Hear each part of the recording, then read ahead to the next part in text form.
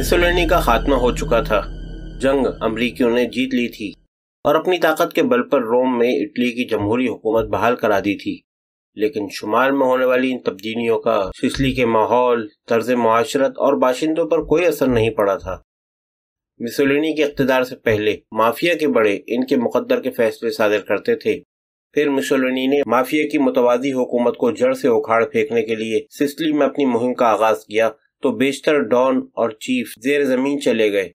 फिर मुसोलिनी की सफाक सिपाह को जिस पर भी माफिया से राब्ते का जरा भी शुबा हुआ, इसे सरसरी कार्रवाई के बाद मौत के घाट उतार दिया गया या दूर दराज जेलों में सड़ा दिया गया। यूं मुसोलिनी की इस मुहिम का नतीजा ये निकला कि सिसिली में शुमाल वालों के खिलाफ नफरत और अदावत के जज्बात और गहरे हो गए, जो हालात की बिना पर पहले से इनके दिलों में परवान चढ़ रहे थे।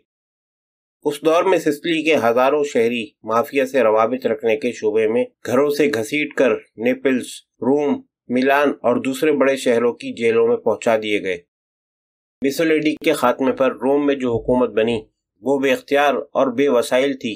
अलबत्ता अमरीकियों के ईमा पर जेलों के दरवाजे खोल दिए गए ताकि मुसोलिनी के इक़ाब का शिकार होने वालों को आज़ाद जिंदगी गुजारने का मौका मिल सके। इस तरह जहां आम शहरी रिहा हुए, वहीं माफिया के बाद सफाक डॉन भी आज़ाद हो गए, जो अपनी खुद एतमादी या किसी और वजह से मुसोलिनी की सिपाह का निशाना बन गए थे। इस तरह सिसिली में माफिया ने पहले से ज्यादा कुव्वत से सर उभारना शुरू कर दिया। जंग के बाद मुल्क में अशियाए ज़रूरत का काल पड़ा हुआ था। काश्तकार अपनी पैदावार निहायत सस्ते दामों पर सरकारी गोदामों में पहुंचाने पर मजबूर थे। लीरा की हैसियत न होने के बराबर थी। सरकारी गोदामों से राशन बंदी की बुनियाद पर अशियाए ज़रूरत फरोख्त के लिए तकसीम की जा रही थी। अपने असर रसूख और आवाम पर पुरानी धाक के सहारे तकसीम का निज़ाम सिसिली में माफिया वालों के कब्जे में आ गया था। जिन चीज़ों की मांग थी वो खुले बंदों इटली की कौमी पुलिस के ताउन से इसकी स्मगलिंग कर रहे थे। आम शहरी चंद किलो पनीर भी खच्चर पर लाद कर लाते तो स्मगलिंग के जुर्म में धर लिए जाते थे। माफिया के डॉन सिसिली में जिंदगी के हर शोबे पर तेजी से छाते चले गए। दुकानदारों से लूट मार से तहफ़्फ़ुज़ के नाम पर भत्ते लिए जा रहे थे। मछली पकड़ने वालों पर माफिया टैक्स लागू था। इन लोगों की मर्जी और हिस्से के बगैर सिसिली की सरजमीन पर एक लीरा का लेन देन करना भी अमलन नामुमकिन होकर रह गया था। इनके फैसलों से इनहिराफ का नाम मौत रख दिया गया था। इनहिराफ ख्वाह कितना ही मामूली क्यों न हो, सजा सिर्फ मौत थी और इनकी इसी सफाकी ने इन्हें सिसिली का बेताज हुक्मरान बनाया हुआ था, जो अपने मुल्क इटली के कानून को खरीद कर अपनी हुकूमत चला रहे थे। और पालरमो में रहने वाला डॉन क्रूसे मालोपोरे सिसिली में माफिया का सबसे ताकतवर डॉन था, जो पूरी कुव्वत के साथ अपने फैसलों को जारी और नाफिज करने का इख्तियार रखता था। इंतहा ये थी कि सिसिली का सिक्योरिटी चीफ इंस्पेक्टर विलोर्डी हर छोटे बड़े ऑपरेशन से पहले डॉन क्रू से मशवरा करके उसकी रजा को शामिल हाल करना न भूलता था और अक्सर खाने की मेज पर डॉन के पहलू में नजर आता था। पालरमो सिसिली के इंतहाई शुमाल मगरिब में एक मुर्दा आतिशफशा के तख्लीक किए हुए गहरे प्याले के बिल्कुल पेंदे में इस तरह वाक़े है कि उसके 3 अतराफ से पहाड़ देखने वाले पर आते हुए महसूस होते हैं और चौथी सिमत में समुंदर का नीलगू पानी लहरें लेता हुआ नजर आता है। सिसिली को जितने फातिहीन ने अपने कदमों तले रोंदा, इन सब की यादगारें इस शहर में अब भी सरबुलंद नजर आती हैं। यूनानी मंदिर, बुलंद मीनार मस्जिद, स्पेनी कैथेड्रल, यहूदियों के माबद और नॉर्मनों का किला सब जूं के तूं मौजूद हैं। इम्तिदादे ज़माने से उनका रंग रूप जरूर बदल गया है, लेकिन ये इमारतें आने और फिर चले जाने वालों की अजमतों की कहानियां सुनाती हैं। इसी पालरमो से पहाड़ी रास्तों पर तकरीबन 1 घंटे की ड्राइव पर मोंटे लिब्रे की पसमानदा तारीखी बस्ती है, जहाँ के बासी आज भी हर बरस अपने मकान पर दोबारा वही रंग करते हैं जो उनके बुजुर्गों ने मकान तामीर कराने के बाद पहली बार कराया था। जिन्हें तारीख से जरा भी दिलचस्पी है वो मकान का रंग देखकर मेमार की नस्ल बता सकते हैं, क्योंकि वो सदियों से इसी रंग में रंगा जा रहा है। जब नॉर्मन फातेह आए तो उन्होंने अपने मकानों के लिए सफेद रंग पसंद किया। यूनानियों ने हमेशा नीले रंग को तरजीह दी। अरबों को सुर्ख या गुलाबी रंग पसंद था और यहूदी अपने घरों की सिर्फ पीले रंग से तज़यीन करते थे। सदियां गुजर गईं। آپس کی شادیوں سے نسلیں خلط ملط ہو گئیں۔ اب وہاں کے رہنے والے صرف عیسائی اور اطالوی ہیں۔ غیر ملکیوں کے سامنے وہ دبے لہجے میں خود کو اطالوی کہہ لیتے ہیں، لیکن اپنی تمام تر غربت اور پسماندگی کے باوجود وہ خود کو سسلی والا کہلوانا زیادہ پسند کرتے ہیں، جو اٹلی کی سرحدوں میں اطالوی قانون سے ماورا ایک خوابناک جزیرہ ہے۔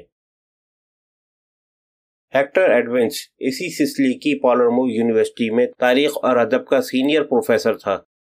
قدرت نے اسے بے پناہ ذہانت اور قابل رشک یادداشت سے نوازا تھا، لیکن یہ مقدر کی ستم ظریفی تھی کہ اس کا قد غیر معمولی حد تک کم تھا۔ وہ ہمیشہ بہترین تلاش کا بیش قیمت سوٹ زیب تن کرتا تھا۔ ٹائی کی میچنگ قابل داد ہوتی تھی۔ سر کے سفید اور موٹے موٹے بال قرینے سے سنورے رہتے تھے۔ بڑی بڑی آنکھوں، دلکش چہرے اور خمدار ہونٹوں کی وجہ سے وہ بہت وجیح اور باروب نظر آتا تھا، لیکن وہ سسلی کے اس معاشرے میں رہ رہا تھا جہاں کسی بھی فرد کو اس کی جسمانی خامی پر بڑی بے رحمی سے نشانہ بنایا جاتا ہے۔ اسی وجہ سے یونیورسٹی میں اس کے ہم اثر اساتذہ اس کی وہ عزت نہیں کرتے تھے جس کا علمی درجہ متقاضی تھا۔ البتہ یونیورسٹی کے صدر اس کی دل سے قدر کرتا تھا، اور ہیکٹر ایڈونز کے لیے اتنا ہی کافی تھا۔ وہ سسلی میں پیدا ہوا تھا، سسلی والوں کی رگ رگ سے واقف تھا۔ اس جیسے بونے پروفیسر کو دیکھ کر نہ ہنسنا بھی سسلی والوں کی عادات کے لحاظ سے عزت افزائی کا ایک اہم طریقہ تھا۔ وہ اپنے کمرے میں بیٹھا سوچ رہا تھا کہ فاتح امریکی افواج سسلی کو رونتی ہوئی مین لینڈ اٹلی میں داخل ہو چکی تھیں۔ مسولینی کا فاشزم مر چکا تھا، اٹلی کو ایک نئی زندگی مل گئی تھی، اور سسلی کی 1400 سالہ تاریخ میں یہ پہلا موقع تھا کہ سسلی کا کوئی حقیقی مالک نہیں تھا۔ وہ تاریخ کا ماہر تھا اور تاریخ کی سنگین حقیقتوں سے خوب واقف تھا۔ مافیا نے سسلی کا قانون اپنے ہاتھ میں لینا شروع کر دیا تھا۔ وہ کینسر کی طرح قانون اور ریاستی اختیارات کی جڑوں میں اترتے جا رہے تھے، اور جلد ہی خود ایک ریاست کا روپ لینے والے تھے۔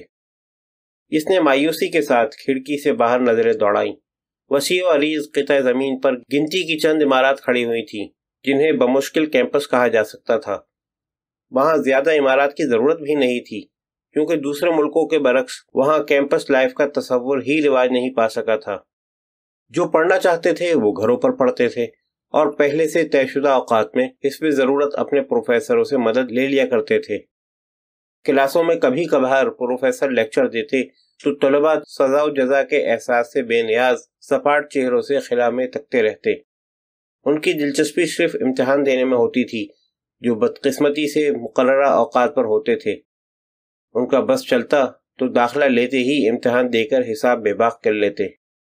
ہیکٹر ایڈونز اس رجحان پر دل ہی دل میں کڑتا تھا کہ اس طرح سسلی والے خود اپنا نقصان کر رہے تھے، ڈگری یافتہ احمقوں کی فوج پیدا کرنے کی کوشش کر رہے تھے، حالانکہ انہیں تو اپنی سرزمین سے جہالت، بیماری اور غربت کے اندھیروں کو دور کرنے کے لیے تعلیم کے میدان میں دوسروں سے زیادہ محنت کرنے کی ضرورت تھی۔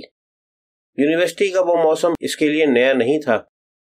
مسولینی کے عروج کے مختصر سے عرصے کو چھوڑ کر ان دنوں سسلی کے ہر علاقے سے مافیا کے چیف اس مادر علمی کی زیارت کو آتے تھے، اور اپنی اپنی غرض کے شعبے میں پروفیسروں میں اپنی لابی بنانے کی کوشش کرتے تھے یا کچھ کام لاتے تھے۔ فاسسٹوں کے دور میں یہ چیف ذرا نرم خوئی اور خوش اخلاقی کا مظاہرہ کرنے لگے تھے، لیکن امریکہ بہادر کی بحال کرائی ہوئی جمہوریت کے سائے میں وہ اپنی تند خوئی کے ساتھ برساتی مینڈکوں کی طرح ابل پڑے تھے۔ کسی کے چہرے پر نرمی یا مصالحت نام کو نظر نہ آتی تھی۔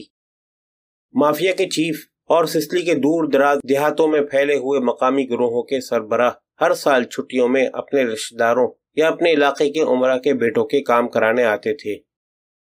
ان لڑکوں میں بیشتر وہ ہوتے تھے جو فیل ہو رہے ہوتے تھے اور جانتے تھے کہ کسی سخت کارروائی کے بغیر انہیں کبھی ڈگری نہیں مل سکے گی۔ ہر گھرانے میں ان ڈگریوں کی بہت اہمیت تھی۔ ان کے بغیر والدین کی اپنی بے حس، کند ذہن اور آوارہ بیٹوں سے نجات ناممکن تھی۔ ڈگری نہ ملنے پر وہ ساری عمر باپ کے اوپر بوجھ بنے روٹیاں توڑتے رہتے، لیکن ڈگری ملتے ہی یہ آوارہ گرد اور نکمے لڑکے استاد، ڈاکٹر یا پارلیمنٹ کے رکن بن سکتے تھے۔ یہ سب نہ ہوتا تو بھی انہیں چھوٹی موٹی انتظامی اسامیاں تو مل ہی جاتی، جہاں سے ان کی گزر بسر ہو جاتی۔ ہیکٹر ایڈونس جھرجھری لے کر رہ گیا۔ پھر تاریخ نے اسے کچھ سہارا دیا۔ اپنی سلطنت کی عظمت کے دنوں میں برطانیہ عظمیٰ نے اپنی فوجوں کو عمرہ اور روسا کے ایسے ہی نکمے اور لاڈلوں کے سپرد کر دیا تھا جن کے والدین نے پیسہ بہا کر شاہی بحریہ اور فوج میں کمیشن دلوایا تھا۔ اس کے باوجود سلطنت ترقی کرتی رہی۔ اس امر میں کوئی شبہ نہیں کہ کمانڈروں نے غیر ضروری طور پر اپنے آدمیوں کا قتل عام کرایا، نہ تجربہ کاری سے پورے جہاز غرق کر دیے۔ لیکن یہ بھی حقیقت ہے کہ ایسے کمانڈروں نے اپنے آدمیوں کے ساتھ موت کا ذائقہ چکھا اور بہادری کی تاریخ میں اپنا نام چھوڑ گئے۔ لیکن اسی کے ساتھ ریاست کا بھی مسئلہ حل ہو گیا کہ نااہل اور اوچھے لوگ ملک کے خزانے پر بوجھ بننے کے بجائے بہادری اور تجربے کے نام پر کہیں کام آ گئے۔ لیکن اطالوی اتنے بے مہر اور خود غرض نہیں تھے کہ اپنے جگر گوشوں کو صرف ذرا سی نالائقی کی بنا پر موت کی آغوش میں ڈال دیتے۔ انہیں اپنے بچوں سے پیار تھا، وہ انہیں مصائب سے محفوظ دیکھنا چاہتے تھے، اس لیے اس کھیپ کی نگہداشت کا فرض ریاست پر ڈال دیا گیا تھا۔ اس وقت ہیکٹر ایڈونس کو کھڑکی سے کم از کم 3 ایسے مقامی مافیا چیف نظر آ رہے تھے جو اپنے شکار کی تلاش میں تھے۔ ان سب کی وضع قطع کم و بیش یکساں تھی۔ سروں پر کپڑے کی ٹوپیاں، پیروں میں چمڑے کے جوتے، ڈھیلے ڈھالے کپڑے اور بازوؤں پر مخمل کی وزنی جیکٹیں، کیونکہ موسم قدرے گرم تھا۔ کسی کے پاس پھلوں سے لدی ہوئی ٹوکری تھی، کوئی تحفے میں دینے کے لیے بانس کی کوپلوں میں خوبصورتی سے لپٹی ہوئی خانہ ساز شراب کی بوتلیں لایا تھا۔ یہ رشوتیں نہیں تھیں، بلکہ ان بھیانک چہروں سے ملاقات کے وقت اساتذہ کے دلوں میں پیدا ہونے والی وحشت کو کم یا ختم کرنے کا ٹوٹکا تھا۔ بیشتر پروفیسر سسلی کے باشندے تھے اور اچھی طرح جانتے تھے کہ ان خبیثوں کی کسی التجا کو کبھی رد نہیں کیا جا سکتا۔ ایک مافیا چیف جو انتہائی بدبدہ دیہاتی لباس میں تھا اسی بلڈنگ میں گھسا اور زینے چڑھنے لگا۔ ہیکٹر اپنے لبوں پر بے جان مسکراہٹ سجا کر آنے والے لمحات کا مقابلہ کرنے کے لیے تیار ہو گیا۔ وہ اس شخص کو جانتا تھا، اس کا نام بکیلا تھا اور وہ ایک قریبی قصبے میں ایک فارم اور بھیڑوں کے ریوڑ کا مالک تھا۔ دونوں نے ہاتھ ملائے اور بکیلا نے پھلوں کی ٹوکری پروفیسر کو دے دی۔ ہمارے ہاں اس قدر فروٹ گر کر گل سڑ رہا ہے کہ میں نے سوچا کیوں نہ تمہارے لیے کچھ لیتا چلوں، اس نے سادگی سے کہا۔ وہ پستہ قامت اور چوڑے بدن کا مالک تھا۔ مشقت کی قوت اس کی نس نس سے ظاہر تھی۔ ایڈونس جانتا تھا کہ وہ بہت ایماندار ہے اور مافیا کے ان پرانے بڑوں کی نسل سے تعلق رکھتا ہے جو پیسے کے لیے نہیں بلکہ عزت اور وقار کے لیے لڑا کرتے تھے۔ ایڈونس فروٹ لیتے ہوئے مسکرایا۔ سسلی میں ایک بیر بھی ضائع نہیں ہوتا تھا۔ زمین پر گرنے والے ایک زیتون پر سینکڑوں بچے ٹوٹ کر گرتے تھے اور زیتون کا پتہ بھی نہیں چلتا تھا۔ وکیلا مسکرایا۔ وہ خوش خلقی کا مظاہرہ کر رہا تھا، لیکن ایڈونس جانتا تھا کہ پل بھر میں وہ خوش خلقی جنون میں بدل سکتی تھی، لہذا وہ جواباً زیادہ مسکرایا اور بکیلا کہنے لگا، زندگی بھی کس قدر بکواس ہو کر رہ گئی ہے۔ مجھے اپنی زمینوں پر کافی کام کرنا ہے، لیکن میرے پڑوسی نے ایک چھوٹے سے کام کے لیے کہا تو بتاؤ میں کیسے انکار کر سکتا تھا۔ ہماری باپ دادا کے زمانے سے شناسائی چلی آ رہی ہے اور یہ میری فطرت ہے، یہ شاید بدقسمتی کہ میں وہ ہر کام کر ڈالتا ہوں جس کے لیے میرا کوئی دوست مجھ سے کہے۔ آخر ہم سب آپس میں عیسائی بھی تو ہیں نا، ہم سسلی والے سب ایک جیسے ہیں۔ ایڈونس نے نرمی سے کہا، ضرورت سے زیادہ فراخ دل۔ یہی وجہ ہے کہ شمال میں روم سے حکومت کرنے والے ہم سے شرمناک فائدے اٹھا لیتے ہیں۔ وکیلا نے مکارانہ نظروں سے اس کی طرف دیکھا اور سوچا، یہاں کوئی دقت پیش نہیں آنی چاہیے۔ میں نے تو شاید کہیں یہ بھی سنا ہے کہ پروفیسر ہم ہی میں سے ہے، اور اگر ایسا ہے تو آخر میں نے اس کی تصدیق کیوں نہیں کی؟ مجھے معلوم ہونا چاہیے تھا، لیکن خیر، مافیا میں بھی بہت سے مرتبے ہیں۔ جو کچھ بھی ہو، کم از کم یہ آدمی جس دنیا اور ماحول میں رہتا ہے اس کے تقاضوں کو خوب سمجھتا ہے۔ میں تمہارے پاس مدد کے لیے آیا ہوں۔ قدر توقف کے بعد وہ بولا، جیسے ایک سسلی والا دوسرے کے پاس جا سکتا ہے۔ اس سال یونیورسٹی میں میرے پڑوسی کا بچہ فیل ہو گیا۔ میرے پڑوسی کا دعویٰ ہے کہ اسے تم نے فیل کیا ہے۔ میں نے یہ سنتے ہی کہا تھا کہ سنیور ایڈونس تو دنیا کا مہربان ترین شخص ہے۔ اگر اسے سارے حقائق کا علم ہوتا تو وہ ہرگز بھی ایسی نامہربانی نہ کرتا۔ بس اس پر دونوں میاں بیوی کی آنکھوں میں آنسو آ گئے اور انہوں نے مجھ سے التجا کی کہ میں پوری کتھا تمہارے گوش گزار کر دوں اور عاجزانہ درخواست کروں کہ بچے کا گریڈ بدل دو تاکہ وہ ڈگری حاصل کر کے دنیا میں کہیں اپنی روزی کمانے کے قابل ہو سکے۔ ایڈونز نے اس انتہا درجے کی عاجزی اور انکسار سے دھوکہ نہیں کھایا۔ وہ جانتا تھا کہ سنیور بکیلا کی درخواست کو رد کیا گیا تو اس کا جواب کسی تاریک رات کے سناٹے میں اس پر آگ اگلتی ہوئی گن ہی دے گی۔ اوہ، ہم اس ماحول میں ایک جوان بچے کی زندگی برباد نہیں ہونے دیں گے۔ اس نے بکیلا کے لائے ہوئے پھلوں میں سے زیتون ٹٹولتے ہوئے کہا، بچے کا نام کیا ہے؟ بکیلا نے نام بتایا تو اس نے اپنی ڈیسک کے نچلے خانے سے ایک رجسٹر نکالا اور اس کی ورق گردانی کرنے لگا، حالانکہ وہ اس نام سے اچھی طرح واقف تھا۔ ناکام لڑکا، بہت احمق، ناکارہ، غبی اور ظالم طبیعت کا مالک تھا۔ سست مزاج تھا اور ہر وقت لڑکیوں کے پیچھے لگا رہتا تھا۔ مجموعی طور پر وہ ایسا جاہل مطلق تھا جسے اپنے مضمون کی مبادیات تک کا علم نہیں تھا۔ ان سب باتوں کے باوجود ایڈونز وکیلا کی طرف دیکھ کر محبت سے مسکرایا اور تحیر آمیز لہجے میں بولا، اوہ، اس نے اپنا ایک پرچہ ذرا خراب کیا تھا، لیکن یہ کوئی بات نہیں، ٹھیک ہو جائے گا۔ اسے میرے پاس بھیجو، میں یہیں اسے چند روز تیاری کراؤں گا اور اسے امتحان کا ایک اور موقع دیا جائے گا۔ اس بار وہ فیل نہیں ہوگا۔ دونوں نے ہاتھ ملائے اور آنے والا چلا گیا۔ خونی اور قاتلوں میں ایک اور دوست بنا۔ ایڈونز نے سوچا، اسے غصہ آ رہا تھا۔ صلاحیت سے عاری ان بیہودہ اور ناکارہ لڑکوں کو ڈگریوں کی کیا ضرورت تھی؟ ڈگریوں سے استنجا کر کے وہ متوسط درجے کے کسی بھی کام میں گھس سکتے تھے۔ فون کی گھنٹی نے اس کے خیالات کا تسلسل توڑ دیا۔ دوسری طرف یونیورسٹی کا صدر تھا، جو عام طور پر پیشہ ورانہ لحاظ اور آداب پر سختی سے عمل کراتا تھا، لیکن اس وقت اس کی آواز سے خوف جھلک رہا تھا۔ معلوم ہو رہا تھا کہ وہ کسی بھی لمحے رو پڑے گا۔ ڈیئر پروفیسر ایڈونز، کیا میں تمہیں اپنے دفتر تک آنے کی زحمت دے سکتا ہوں؟ یونیورسٹی کو ایک سنگین مسئلے کا سامنا ہے جسے صرف تم ہی حل کر سکتے ہو۔ یہ بے انتہا اہم ہے۔ یقین کرو ایڈونز، میں سچے دل سے تمہارا احسان مند رہوں گا۔ اس کے الفاظ اور لب و لہجے نے ایڈونز کو پریشان کر دیا۔ اس نے نرمی سے پوچھا، مجھے کچھ تو بتاؤ تاکہ میں تمہارے دفتر آنے تک راستے میں کچھ سوچ سکوں۔ عزت مآب کروسی نے ہمیں شرف ملاقات بخشا ہے۔ اس کی آواز ایک سرگوشی میں مرجھا گئی تھی۔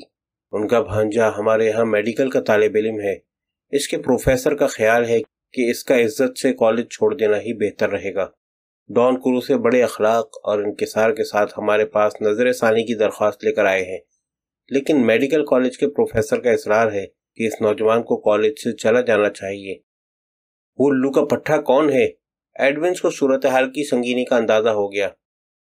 ڈاکٹر نیٹورے، صدر کی آواز سسک رہی تھی، موصوف میڈیکل فیکلٹی کے نئے رکن ہیں، لیکن دنیا ذرا کم دیکھی ہے۔ میں ابھی پہنچتا ہوں، ہیکٹر ایڈونز نے کہا اور فوراً ہی کرسی چھوڑ دی۔ صدر کے دفتر کی طرف جاتے ہوئے وہ سخت پریشان تھا۔ کوئی راستہ اس کی سمجھ میں نہیں آ رہا تھا۔ صدر کا تو کوئی مسئلہ ہی نہیں تھا، وہ ہمیشہ ایسے معاملات میں ایڈونز کی رائے پر انحصار کرتا تھا۔ اصل دشواری ڈاکٹر نیٹورے کے ساتھ تھی۔ وہ اچھی طرح جانتا تھا کہ وہ ایک سخت بااصول آدمی تھا۔ اس کے اصولوں میں کوئی لچک نہیں ہوتی تھی۔ طبی پیشے کا وہ ایک مایہ ناز ماہر تھا۔ اس کی ناگہانی موت پورے سسلی کے لیے ناقابل تلافی نقصان ثابت ہوتی، اور اگر وہ اختلاف رائے پر استعفیٰ دے کر چلا جاتا تو یہ یونیورسٹی کا نقصان ہوتا۔ ڈاکٹر نیٹورے نے یقیناً ڈان کروسی کے بارے میں سن رکھا ہوگا۔ اس کے پاس سمجھ بوجھ کی بھی کمی نہیں تھی، پھر وہ اس معاملے پر کیوں الجھ رہا تھا؟ یقیناً بات کچھ اور ہی تھی۔ مرکزی عمارت کے سامنے ایک لمبی سیاہ کار کھڑی ہوئی تھی، جس سے دو خطرناک صورت والے آدمی ٹیک لگائے کھڑے تھے۔ ان کے نفیس کاروباری سوٹ بھی ان کے خد و خال کی اصلیت کو چھپانے میں کامیاب نہیں ہوئے تھے۔ ان میں سے ایک شاید ڈان کروسی کا ڈرائیور تھا اور دوسرا باڈی گارڈ، جنہیں ڈان کروسی یونیورسٹی کے تقدس کے خیال سے اپنے ساتھ اندر نہیں لے گیا تھا۔ ایڈونز کے غیر معمولی پستہ قامت پر نگاہ پڑتے ہی دونوں کی آنکھوں میں تحقیر اور تضحیک کے آثار امڑ آئے اور وہ مسکرانے لگے۔ ایڈونز نے سرد نگاہوں سے دونوں کو گھورا، جس نے انہیں پریشان کر دیا۔ دیواروں کے ساتھ اوپر تک لگی ہوئی کتابوں کی وجہ سے وہ کمرہ صدر کے دفتر سے زیادہ لائبریری نظر آ رہا تھا، کیونکہ صدر ایڈمنسٹریٹر سے زیادہ ایک نامور اسکالر تھا جس کا زیادہ وقت کتابوں کے مطالعے میں گزرتا تھا۔ ڈان کروسے ایک بڑی کرسی میں دھسا کافی کے چھوٹے چھوٹے گھونٹ لے رہا تھا اور اس کا چہرہ اس وقت گھمبیر نظر آ رہا تھا۔ وہ دونوں ایک دوسرے سے خوب واقف تھے، لیکن ڈان کروسے نے یوں ظاہر کیا جیسے ایڈونس اس کے لیے اجنبی ہو۔ ایڈونس نے اپنا باقاعدہ تعارف کرایا۔ وہ بیٹھ ہی رہا تھا کہ ڈاکٹر نیٹورے اندر آ گیا۔ صدر یونیورسٹی میں سب سے لمبے قد کا آدمی تھا اور ایڈونس تقریباً بونا، اس لیے صدر اپنی کرسی میں کافی دھس کر اس طرح بیٹھا کہ تضاد کم سے کم نمایاں ہو۔ وہ ایڈونس کا خاصا احترام کرتا تھا۔ ہمارے درمیان ایک چھوٹا سا اختلاف پیدا ہو گیا ہے، صدر نے کہا۔ اس پر ڈاکٹر نیٹورے نے ناک سے ایک غسیلی آواز نکالی، جیسے صدر کے وہ نرم الفاظ اسے پسند نہ آئے ہوں۔ لیکن ڈان کروسے نے اپنے سر کو اسبات میں ہلکی سی جنبش دی۔ صدر نے بات جاری رکھتے ہوئے کہا، ڈان کروسے کا بھانجا ڈاکٹر بننے کی آرزو میں تڑپ رہا ہے، لیکن ڈاکٹر نیٹورے کا کہنا ہے کہ اس میں یہ صلاحیت ہی نہیں، یہ بہت بڑا المیہ ہے۔ ڈان کروسے کی مہربانی ہے کہ وہ اپنے بھانجے کا معاملہ لے کر بنفس نفیس یہاں آئے۔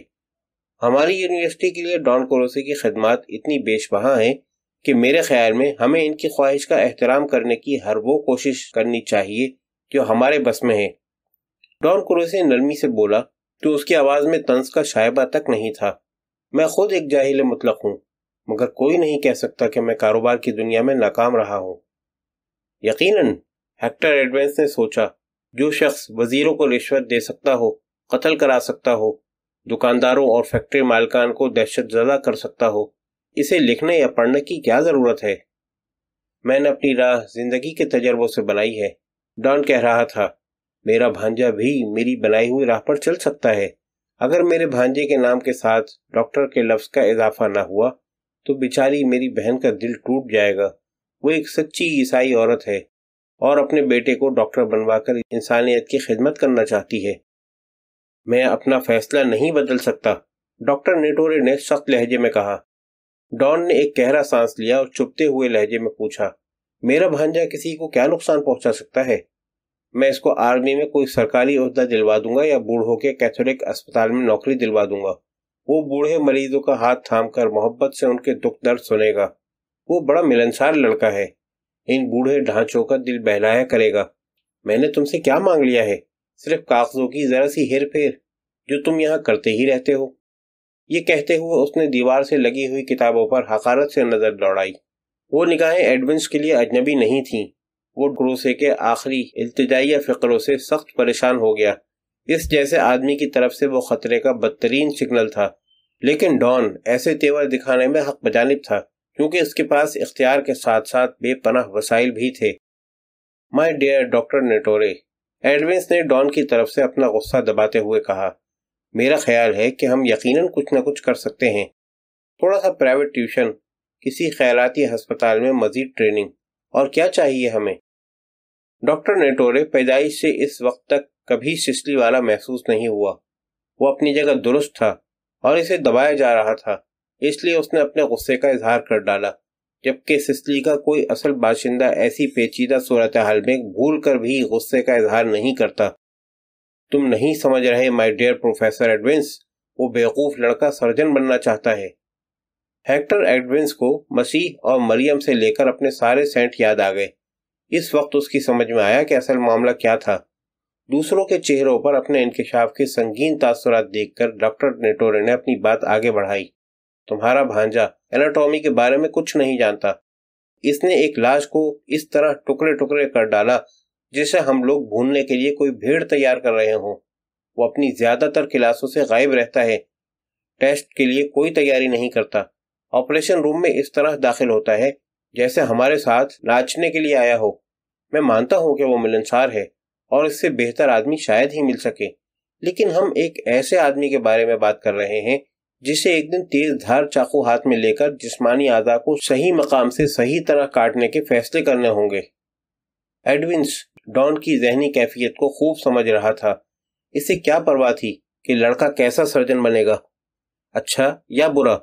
وہ تو اسے سرجن بنانے پر تلا ہوا تھا۔ وہ اس کے گھرانے کے وقار کا معاملہ بھی نظر آتا تھا۔ لڑکا فیل ہو جاتا تو ساکھ کرکری ہو جاتی، پھر وہ خواہ کتنا ہی برا سرجن ہوتا، ایسے آدمی تو ہرگز نہیں مار سکتا تھا جتنے ڈان کے مصروف پیشہ ور ملازم مار لیتے تھے۔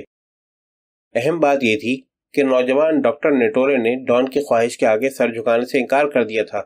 وہ اس کی بات سمجھنے کی کوشش نہیں کر رہا تھا، حالانکہ ڈان نے بوڑھوں کے کیتھولک ہسپتال کا حوالہ دے کر یہ واضح کر دیا تھا کہ سرجن نہ صحیح، اس کا بھانجا میڈیسن کا ڈاکٹر بنا دیا جائے۔ وقت آ گیا تھا کہ ایڈونس دخل اندازی کرے۔ وہ بولا، محترم ڈان کروسے، مجھے امید ہے کہ ہم ڈاکٹر نیٹورے کو سمجھاتے رہے تو وہ تمہاری خواہش تسلیم کر لے گا، لیکن تمہارے بھانجے کے دماغ میں سرجن بننے کا خیال کیسے پیدا ہو گیا؟ تم نے خود کہا کہ وہ نرم خو اور ملنسار ہے۔ سرجن تو پیدائشی ایذا پرست ہوتے ہیں، نشتر لگا کر سکون محسوس کرتے ہیں۔ اور سسلی میں کتنے لوگ ہیں جو ہنسی خوشی اپنا آپریشن کرانا پسند کریں گے؟ وہ ایک لہجے کے لیے خاموش ہوا، پھر بولنے لگا، اگر اسے سرجن ہی بننا ہے تو روم میں تربیت لازماً لینی ہوگی۔ روم والے متعصب ہیں، ہم اسے یہاں سے پاس کر دیں تو وہ لوگ سسلی کے ایک باشندے کی زندگی تباہ کرنے کے لیے ہزاروں بہانے تلاش کر لیں گے۔ اس طرح اصرار کر کے تم اپنے بھانجے کی کوئی خدمت نہیں کر رہے ہو۔ اجازت ہو تو میں ایک سمجھوتا پیش کروں؟ کوئی سمجھوتا نہیں ہو سکتا، ڈاکٹر نیٹورے بڑبڑایا۔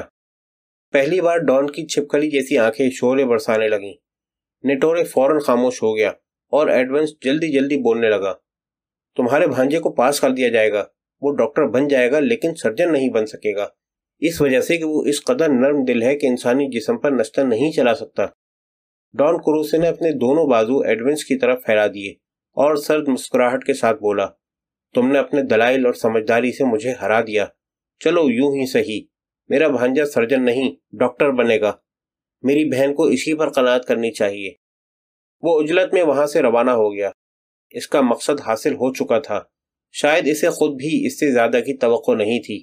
صدر اس کو چھوڑنے کے لیے اس کے ساتھ گاڑی تک گیا، مگر کمرے میں موجود ہر فرد نے محسوس کیا تھا کہ ڈان کروسے نے جاتے جاتے نیٹورے کے چہرے پر بڑی عجیب سی نگاہ ڈالی تھی۔ یوں محسوس ہو رہا تھا جیسے ڈان اس کے خد و خال اپنے ذہن کی سلیٹ پر محفوظ کر رہا ہو، تاکہ وقت آنے پر وہ اپنی خواہش کو پامال کرنے والے کو پہچاننے میں کسی غلطی کا ارتکاب نہ کرے۔ میرے عزیز ساتھی، ان کے چلے جانے کے بعد ایڈونس نے ڈاکٹر نیٹورے سے ہمدردانہ لہجے میں کہا، اب یہاں سے استعفیٰ دے کر تم روم میں پریکٹس کرنے کی تیاری کر لو۔ پاگل ہو گئے ہو تم، وہ غصے میں برس پڑا۔ تم سے کم، ہیکٹر ایڈونس نے سنجیدگی سے کہا، میں پھر کہہ رہا ہوں کہ آج رات تم میرے ساتھ کھانا کھاؤ، پھر میں تمہیں بتاؤں گا کہ ہمارا سسلی آج تک جنت ارضی کیوں نہ بن سکا۔ لیکن میں یہاں سے کیوں چلا جاؤں؟ اس نے احتجاج کیا۔ اس لیے کہ تم نے ڈان کروسے مالو سے نہیں کا لفظ کہا ہے۔ سسلی چھوٹی سی جگہ ہے، یہاں تم کہیں بھی اس سے بچ نہ سکو گے۔ لیکن اس کا کام تو ہو گیا، ڈاکٹر نیٹورے تقریباً چیخ پڑا، اس کا بھانجا ڈاکٹر بن جائے گا۔ تم نے اور صدر نے تجویز منظور کر لی، لیکن تم نے منظور نہیں کی، ہیکٹر ایڈونس نے کہا۔ ہم نے تمہاری جان بچانے کے لیے یہ منظوری دی، لیکن اب تم ڈان کی نظروں میں آ گئے ہو۔ سسلی کے روایتی قانون میں ڈان کی مرضی سے انکار کی سزا صرف موت ہوتی ہے۔ ڈاکٹر نیٹورے کے لیے وہ ساری باتیں ناقابل فہم تھیں، وہ بیچارہ الجھ کر رہ گیا۔ اسی شام پروفیسر ہیکٹر ایڈونس پالرمو کے بہترین ریستوران میں ڈاکٹر نیٹورے سمیت یونیورسٹی کے 6 پروفیسروں کی میزبانی کے فرائض سر انجام دے رہا تھا۔ اس روز ان میں سے ہر پروفیسر کو سسلی کے معززین نے شرف ملاقات بخشا تھا۔ ان کے لیے گھر میں کشید کی ہوئی بہترین شراب اور تازہ پھلوں کے تحائف لائے تھے۔ بیشتر معززین نے اس قسم کی رسمی ملاقاتوں کے علاوہ اپنی زندگی میں کبھی یونیورسٹی اور کالج تو کجا اسکول تک کی شکل نہیں دیکھی تھی، لیکن ان میں سے ہر شخص اپنے علاقے میں سب سے زیادہ خوشحال اور کامیاب سمجھا جاتا تھا۔ ان کی عزت اور احترام کا یہ عالم تھا کہ ہر معاملے میں ان کی رائے صائب اور اٹل سمجھی جاتی تھی۔ وہ جس راستے سے گزرتے تھے وہاں لوگ احتراماً اپنے سر جھکا لیا کرتے تھے۔ لیکن ان دوستوں نے یونیورسٹی میں کسی کی توہین نہیں کی، کسی سے تیز زبان میں بات نہیں کی۔ تعلیم سے محروم یہ لوگ یونیورسٹی اور وہاں اپنے خون جگر سے علم کے پودوں کی آبیاری کرنے والے لوگوں کا احترام کرتے تھے۔ وہ جس سے بھی ملے اس کو اپنا مداح، ہمدرد اور ہمنوا پایا۔ ریستوران میں موجود ہر استاد نے اپنے مہمان کی گزارشات کو بساط احترام قبول کر لیا تھا، اور یوں 6 لڑکوں کے نام ناکامیوں کی فہرست سے نکال کر کامیابی کے خانے میں درج کر دیے گئے۔ جس لڑکے پر ڈاکٹر نیٹورے رضامند نہیں تھا اس کا معاملہ پروفیسر ایڈونز اور صدر نے طے کر دیا تھا۔ ڈاکٹر نیٹورے دہشت سے آنکھیں پھاڑے اپنے ہم اثر پروفیسروں کی کہانیاں سنتا رہا۔ اصل واقعات کے پہلو بپہلو وہ سسلی کی سرزمین پر جنم لینے والے بعض اندوہناک واقعات یا حادثوں کا بھی ذکر کر رہے تھے، لیکن اپنے مہمانوں کی دلداری کر کے وہ سب ہی خوش تھے۔ یہ نہیں ہو سکتا، کم از کم طبی پیشے میں یہ نہیں ہو سکتا۔ ان کی کہانیاں ختم ہونے پر ڈاکٹر نیٹورے بھرائی ہوئی شکست خوردہ آواز میں بولا، ایک نااہل ڈاکٹر بدترین قاتل ثابت ہو سکتا ہے۔ ہم قاتلوں اور آوارہ گردوں کو یہ مقدس ڈگریاں نہیں بانٹ سکتے۔ سب ہی اسے سمجھانے کی کوشش کرتے رہے، لیکن وہ مسلسل اپنے پیشے کے تقدس کی رٹ لگائے جا رہا تھا۔ آخر فلسفے کے ایک پروفیسر نے اسے جکڑ لیا، طبی پیشہ کہاں سے مقدس ہو گیا؟ ڈاکٹر تو اسی کو نقصان پہنچاتا ہے جس کا وہ علاج کرتا ہے، جبکہ گندے اور منفی رجحانات رکھنے والا ایک چالاک شخص اپنے افکار سے ہزاروں لوگوں کے ذہن بگاڑتا ہے۔ وہ ان پر بھی اثر انداز ہوتا ہے جنہوں نے کبھی اسے نہیں دیکھا ہوتا۔ افکار کی صحت اور سچائی اور روح کی پاکیزگی ہر علم سے زیادہ مقدس ہے۔ وہاں ایک تلخ علمی بحث چھڑ گئی، کیونکہ ہر شخص اپنے شعبے کا مستند ماہر تھا۔ رات ڈھلتی چلی گئی اور آخرکار ڈاکٹر نیٹورے نے پالرمو یونیورسٹی سے استعفیٰ دے کر سسلی کی زمین سے بہت دور برازیل جانے کا فیصلہ کر لیا۔ اس کے دوستوں نے اسے یقین دلایا کہ برازیل میں پتے کے امراض عام تھے اور وہ پتے کے آپریشنوں میں بہت جلد خطیر رقم کما سکتا تھا۔ رات گئے پروفیسر ہیکٹر ایڈونز گھر آ کر بستر پر دراز ہوا تو فتح کے ایک بے نام احساس سے سرشار تھا۔ اسے خوشی تھی کہ اس نے ایک طبی ماہر، اپنے دوست، ایک استاد اور اصول پرست شخص کی طبعی موت آنے تک اس کی زندگی بچا لی تھی۔ انہی خیالات کی رو میں وہ گہری نیند سو گیا۔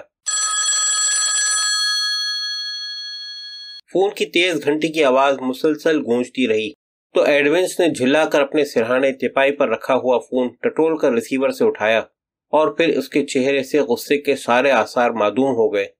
اس کی جگہ بشرے پر بدترین ناکامی کی سیاہی پھیلنے لگی تھی، کیونکہ ڈاکٹر نیٹورے کو دعوت سے گھر واپس جاتے ہوئے ایک ویران مقام پر ہلاک کر دیا گیا تھا۔ اسی وجہ سے لاش ملنے کی خبر دیر سے موصول ہوئی تھی۔ پولیس سرگرمی کے ساتھ قاتل کو تلاش کر رہی تھی۔ اگلی صبح ڈاکٹر نیٹورے کے جنازے کے ساتھ پورا شہر امڑ آیا تھا، کیونکہ معزز ڈان کروسے اپنے مخصوص ماتمی لباس میں جنازے کے جلوس میں پیش تھا۔ اس کے چہرے پر غم و اندوہ کے پہاڑ ٹوٹے پڑ رہے تھے، اور وہ رومال سے یوں بار بار اپنی آنکھیں صاف کر رہا تھا جیسے آنسوؤں کو بہنے سے روکنا چاہ رہا ہو، مگر ایڈونز دیکھ رہا تھا کہ اس کی آنکھیں بالکل خشک تھیں۔ وہ ڈان تھا، اور سسلی میں ڈان رویا نہیں کرتے، دوسروں کو رلاتے ہیں۔ قاتل کو تلاش کرنے والوں کا سربراہ سیکورٹی چیف انسپیکٹر ویلارڈی شیورلیٹ میں ڈان کے برابر میں موجود تھا۔